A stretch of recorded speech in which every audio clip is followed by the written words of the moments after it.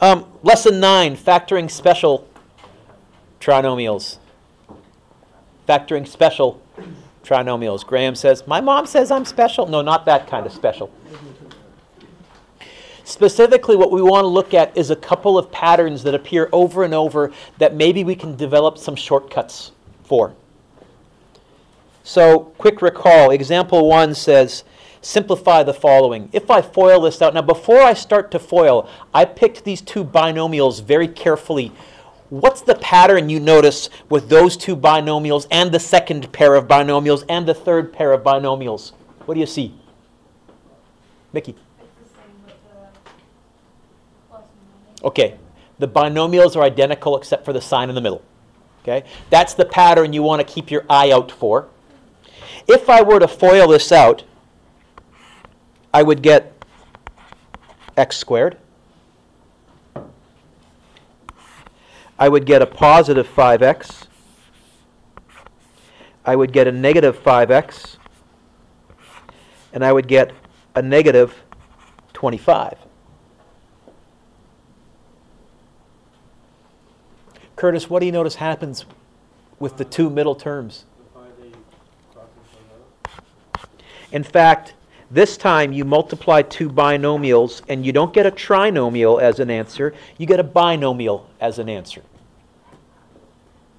And that's always going to happen. If you have two identical binomials except for the signs, you're going to get two terms. The two middle terms will cancel out.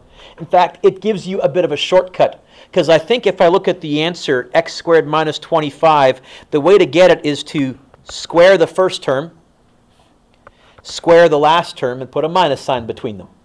I think this is going to be an x squared, a 9, and a minus sign. Sarah's nodding, so we're both right. And I'm always into shortcuts. Can I survive without it? Curtis, did I show you how to get the correct answer by FOILing it out using our previous rule in the first example? Yeah, but let's build on that. Let's add a shortcut. So what would this third one be? There'd be a 4x squared in the front. There'd be a minus 9 in the back. 3 times 3, put a minus sign there. We give this pattern a special name. We call this, does anybody remember what you called it last year? The word squares is in this. The fact that there's a subtraction sign right here, does anyone know the fancy schmancy math word for subtract? It begins with the letter D. Okay. We call this difference of squares. What does difference mean? Subtract. And it's two perfect squares. The end result ends up with a perfect square minus another perfect square. What do I mean by a perfect square? Something you can take the square root of evenly. The numbers will be, well, 1, because 1 squared is 1, 4, 9, 16, 25. Hey, what's 6 times 6? What's 6 squared? 36. What's 7 squared? What's next? 8 squared is? 64. 9 squared? 81. 10 squared? 100. 11 squared? 121. 12 squared? 144. 13 squared? 169. 14 squared? 186. 15 squared? 225. 16 squared? 256. 17 squared? I can never remember. 18 squared? I know it ends in a 4. I know 20 squared is 400. But those are some of the numbers you want to keep an eye out for. Now, we're not going to give you the big ones in the teens very often. But everything up to and including 12 squared, 144, to me is fair game. What about variables? X squared. Is x cubed a perfect square? No. Is x to the 4th a perfect square? Don't write this down. Is that a perfect square? Can I take the square root of that? What times what is x to the 4th? X squared times x squared. So that is a perfect square. What about x to the 5th, Brandon? Say no. What about x to the 6th?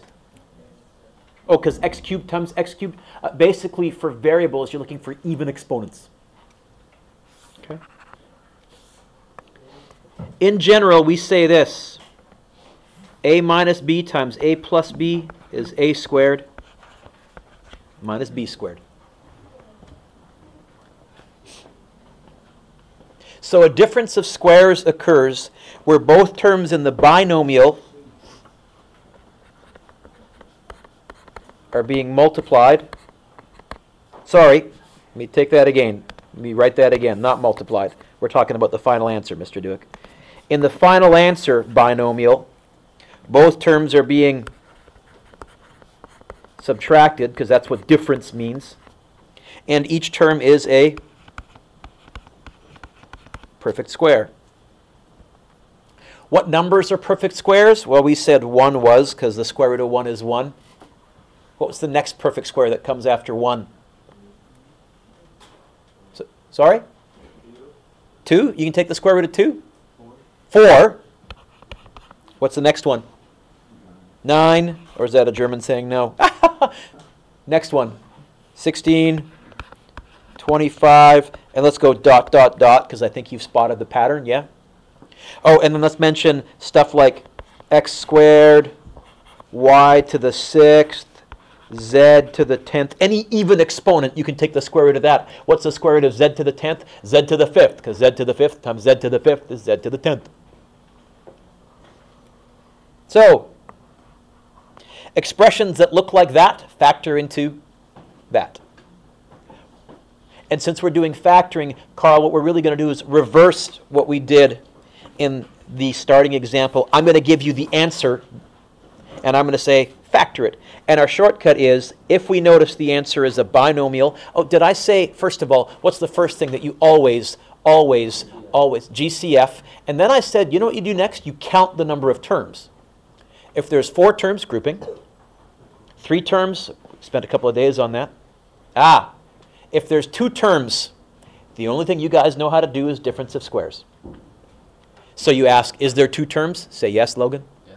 Is there a minus sign in between them? Say yes. Yes. Is the first term a perfect square? Say yes. Is the last term a perfect square? Then I can factor it into 2 brackets that are identical, 1 plus, 1 minus. Like this. It says factor the following. Look at A. GCF? No. How many terms is there? 2. Is the first term a perfect square? Yeah. Is the last term a perfect square? Then this will factor. What will it factor into? 2 brackets. 1 minus, 1 plus, or 1 plus, 1 minus. What's going to be in the front of each bracket? Square root of the first term, which just happens to be an x. What's going to be at the back of each bracket? Square root of the last term, which happens to be a 7.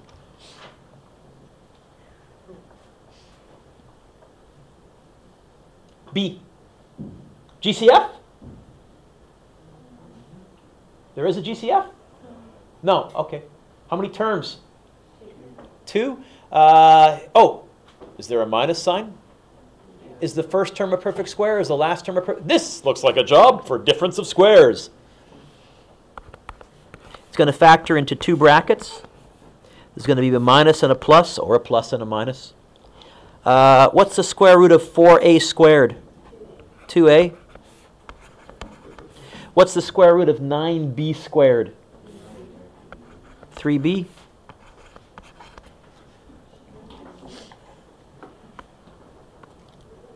C. C. What's the first thing that I always... Okay, that's totally fair game now. There is one. I can pull out a nickel.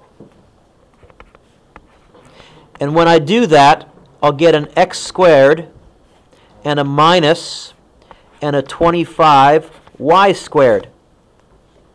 And we said from now on, Brendan, when you GCF, when you factor out a GCF, you have to get in the habit of looking at the brackets to see if they'll factor further. And I think I told you in grade 9, I usually made these ones worth 2 marks. That was the hint for students in grade 9 that it was going to have 2 factorings. Not in grade 10. This is a 1 marker in grade 10 now. We're in the big leagues. Oh, look at the bracket. How many terms? 2. Is there a minus sign? No. Is the first term a perfect square? Is the last term a perfect square? So rewrite the 5. But what does that second binomial bracket factor into? I agree, x in the front. A minus and a plus.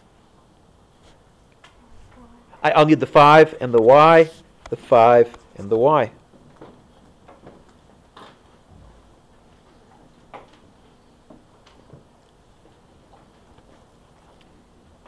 D.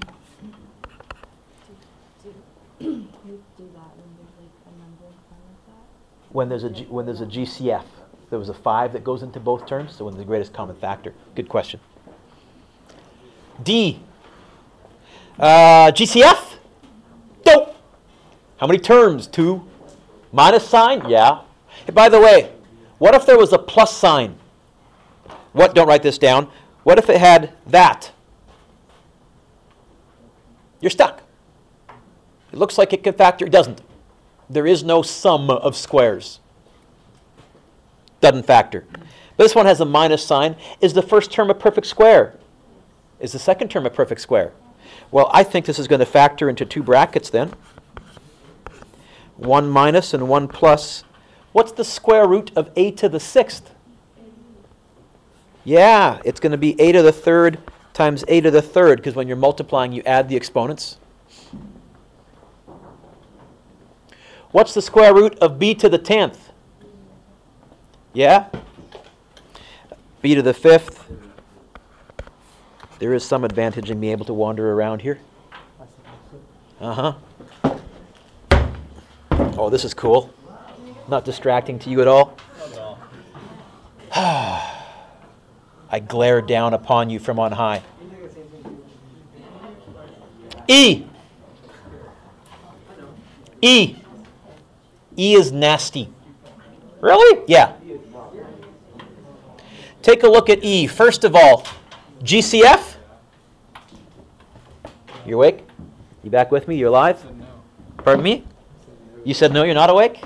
Okay, that works too. Okay, here we go. GCF? Is there a GCF? No? So how many terms, Carl? Minus sign? Okay, so that gets me looking. Is the first term a perfect square? Is the last term a perfect square? Okay, I am going to say, by the way, I like this question. I like this question. I like this question. I like this question. Why would I say that? Because it's not what you expect. No, why would I say that? No, why would I say that? Oh, boy, you guys haven't put my style of teaching together yet. Brent? No, You can factor front. no.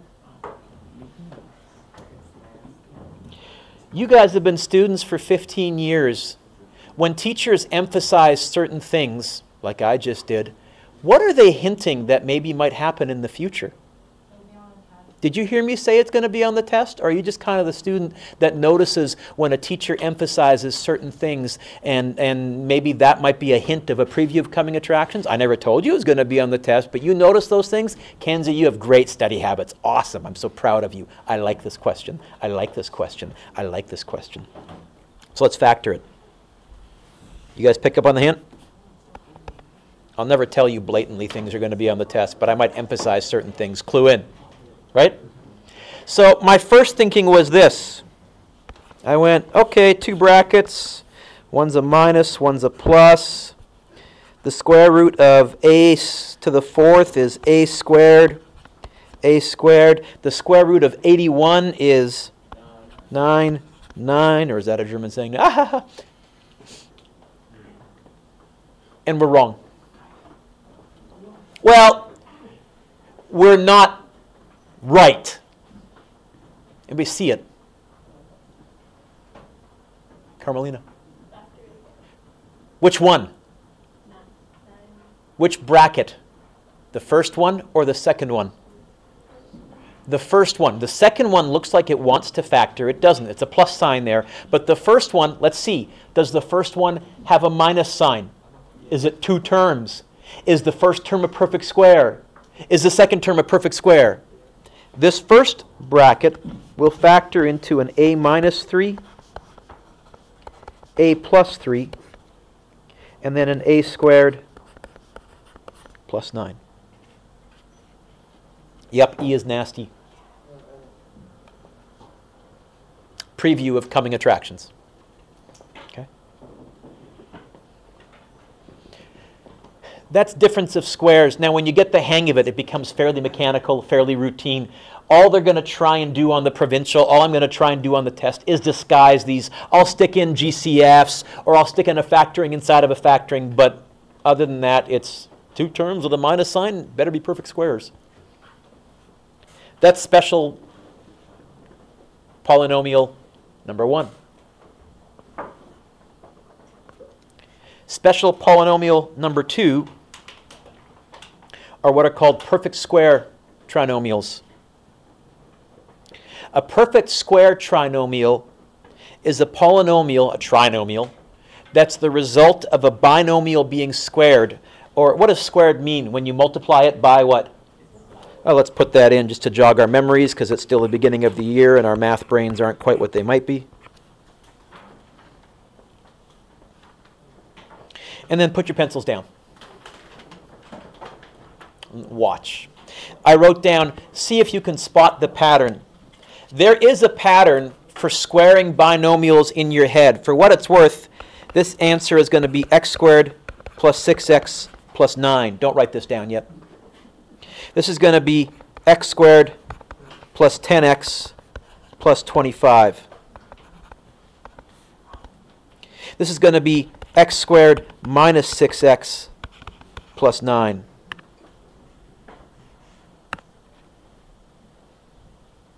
If I gave you this, x minus 5 all squared, it's going to be x squared minus 10x plus 25, if you can read my hideous writing. If I wrote down x plus 7 all squared, this is x squared plus 14x plus 49. Does anybody spot the pattern yet?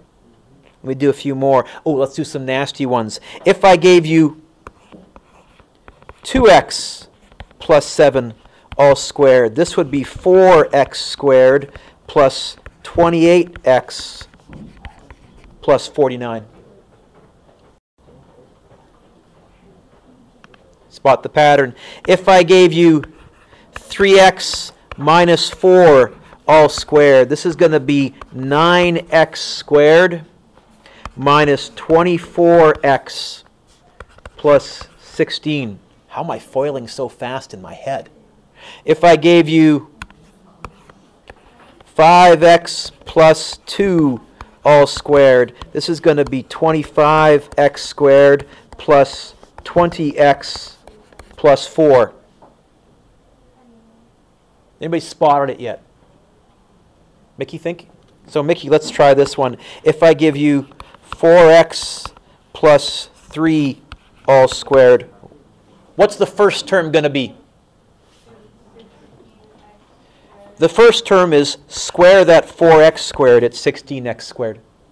What's the last term going to be? Because that's also easier to find. Square the last term. The first term in your answer is the first term squared. The last term in your answer is the last term squared. Mickey, how do I find the middle term? You do like 3 times 4 times 2. You go 3 times 4 times 2. You're not actually multiplying by that 2 up there, but it's sitting there for me as a reminder to multiply by 2. The middle term is going to be a 24x. This is the shortcut for squaring a binomial.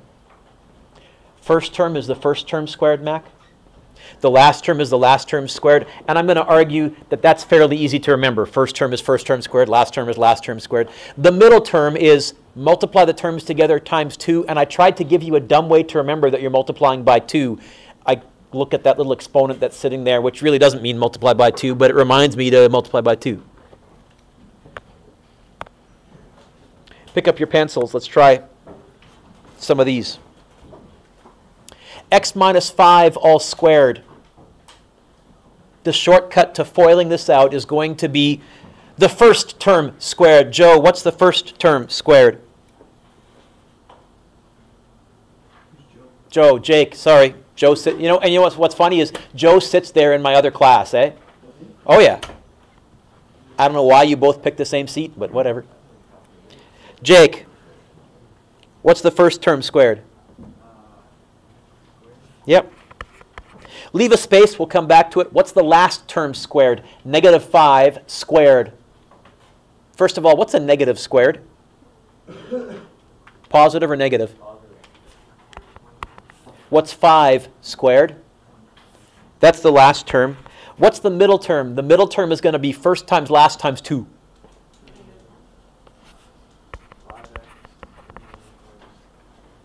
First times last times 2. Oh, you just heard the little hamster on the wheel start running around again in Jake's head. A plus b squared. Here's our generic pattern. You know what the first term is going to be? The first term squared. Yeah, I'm in your way, I know. You know what last term is going to be? The last term squared. You know what the middle term is going to be? First times last times 2. A times b is ab times 2 is, I think, 2ab, isn't it? Right?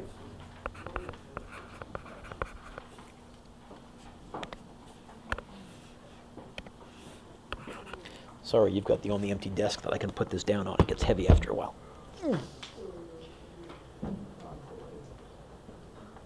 So let's try the shortcut for this third one. 3x squared plus 2. What's the first term going to be? Careful. 9x squared. Yes, square the number, square the x. Leave a space, because the middle term is the toughest one. What's the last term going to be? Positive or negative? In fact, even if it was a negative 2, the last term would still be positive, because when you square a negative, what do you get? A positive. Are you positive? Yeah. What's the middle term going to be? Really like that joke that much? I like your yuppie is nasty. Pardon me? I like your yuppie is nasty. Oh. Yeah. You caught that, did you? Yes. Nasty. Some of you will figure it out in a few years. Okay. Meanwhile, back to here. What's the middle term? 3 times, first times last, 3 times 2, times 2. Sorry, you know what? I should be careful. It's 3x times 2 times 2. Rob? Positive?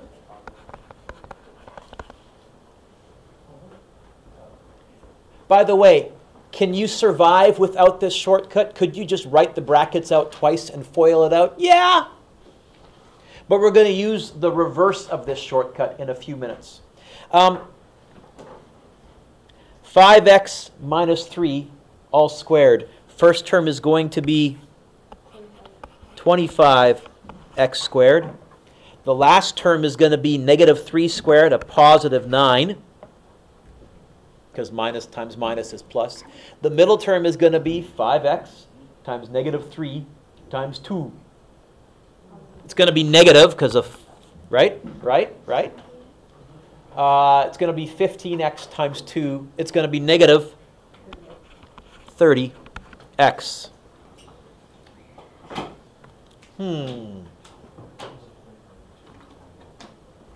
It looks like the first term in the trinomial is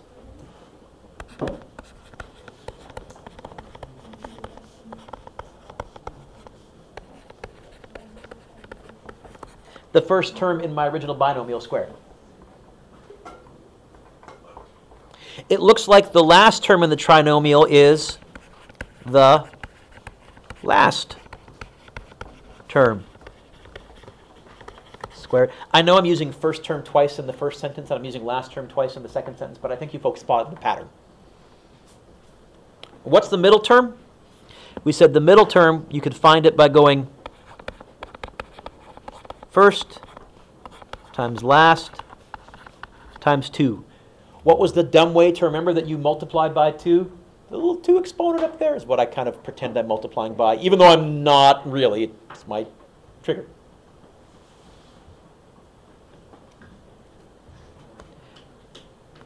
So, in a perfect square trinomial,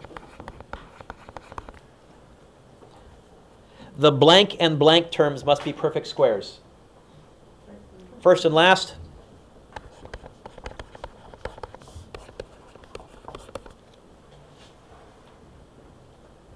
and the middle term has to be, if we're going backwards, so if we have the answer in front of us, not the original binomial, if we have the answer in front of us, what does the middle term have to be?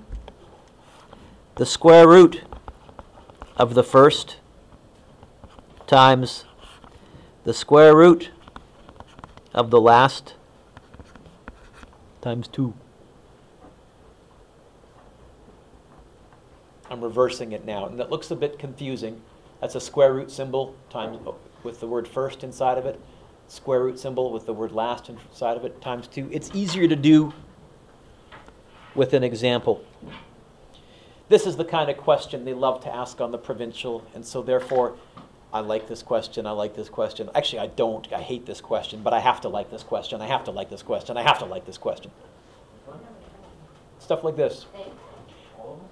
Well, here's a nice multiple choice question. I'll give you A, B, C, or D. I'll give you 4 different ones, and I'll say which of these is a perfect square trinomial, A, B, C, or D. Is that a good way I can have? It's terrible. I hate multiple choice questions in math, but if I'm trying to assess this on the provincial, I'd probably have a 4th option, D. I'd write them all on top of each other, and you'd circle whichever one of these was, and I'd only make sure one of them was. Or if I really wanted to get nasty, I'd call them 1, 2, 3, and 4, and then as your answers, A, 1 and 3, B, 2 and 4, C, only number 1, and that's what they love to do on the provincial exam. Stupid. Is this first term a perfect square trinomial? Let's see. What's the square root of this? What's the square root of this? Is the middle term 2 times x times 2?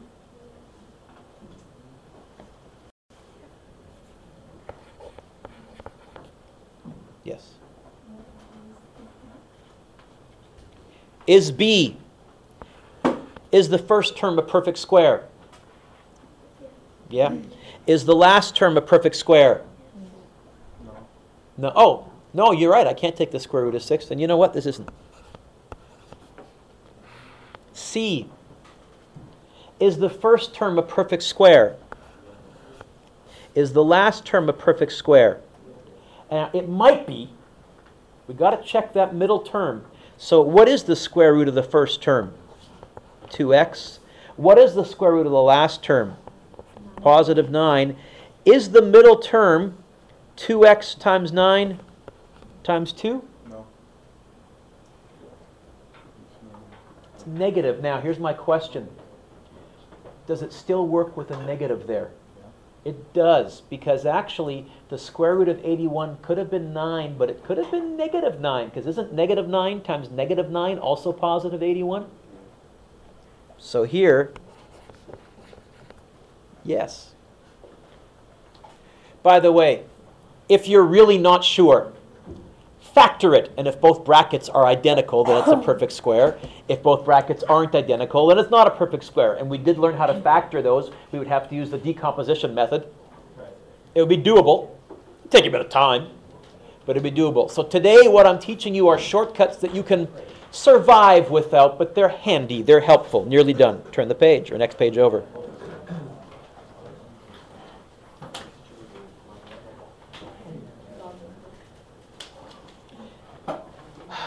On the provincial exam, they like example or exercise 2. They like exercise 2. They like exercise 2. So I guess I have to say that I like exercise 2.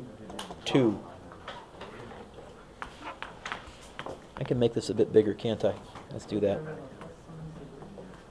It says fill in the blanks so that each of the following is a perfect square trinomial. Okay. I find for these, it's easier to visualize kind of where it came from. Here's what I mean. I kind of imagine, come on, pen. What binomial did this come from if it was a perfect square? Well, what's the square root of the first term?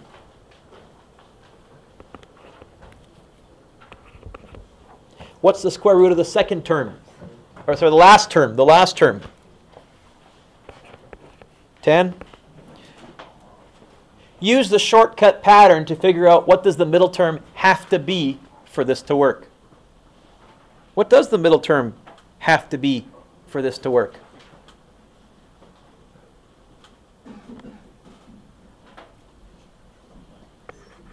I heard someone whisper it here. You are correct. 20x. Because it's first times last times 2. Logan, the tricky part here isn't the math. It's remembering whether you're going forwards or backwards and how the rule works going forwards and how it works in reverse. That's the tricky part here. B. If this was a perfect square trinomial, where would it come from? I think it would have come from an x, but I don't think it would have come from a positive 10. Why do I think it would have come from a negative 10? What's my hint? What's my hint? Do you see it? What's the difference between A and B? I think it came from a negative 10. In fact, I think the middle term must have been a negative 20x.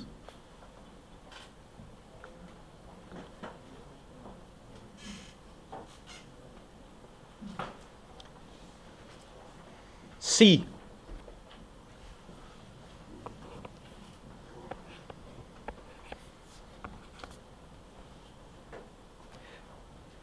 What do I have in the front right here?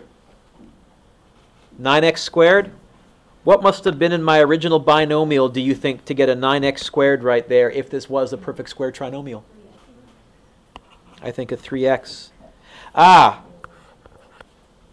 What goes there? Well, now we have to reverse this. We know we ended up with a negative 24. What number would go right here so I could go first times last times 2 and end up with a negative 24? 4. Positive or negative?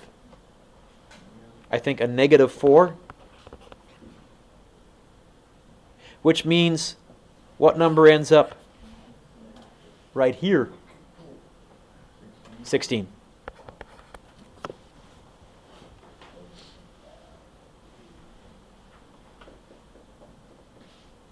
D.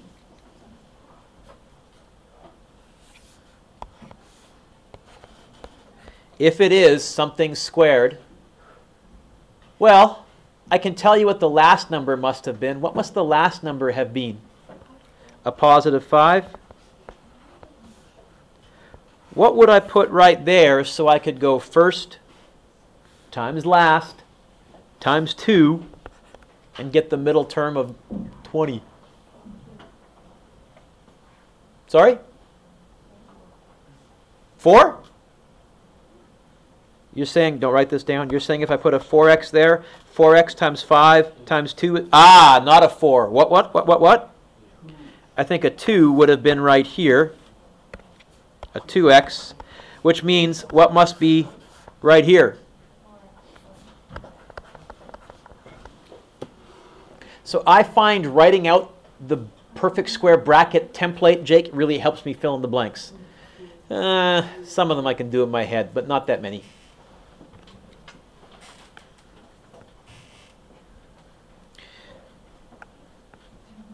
Factoring practice.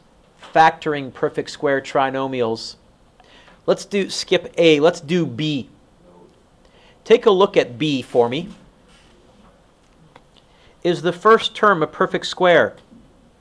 Yeah. Is the last term a perfect square? Yeah. Maybe this is a perfect square trinomial. Maybe it is that. Does it fit the pattern? Let's see. To get a 49x squared, what would I put right here? To get a negative in the middle and a positive 1 on the end, what would I put right here?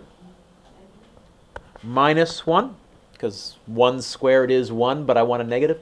Does that, if I go first times last times 2, does it give me a negative 14? Then you know what? That is quicker than decomposition, especially with numbers as big as a 49 and things like that, if you spot it. If you spot it. Let's try D. D. Anybody see it?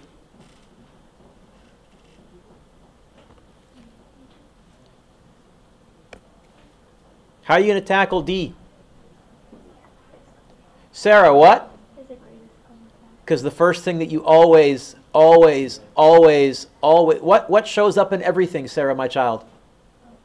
So you're saying I can factor a 3 out, and that would leave me with an x squared, yes, and a 10x, yes, and a 25. Oh, and look at that second bracket.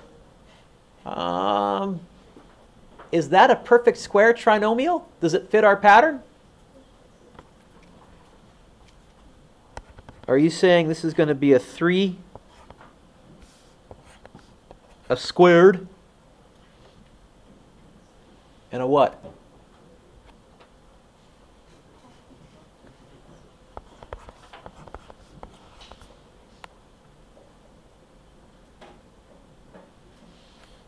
Perfect squares. What's your homework? First of all, give me a second. I'm going to pause the video.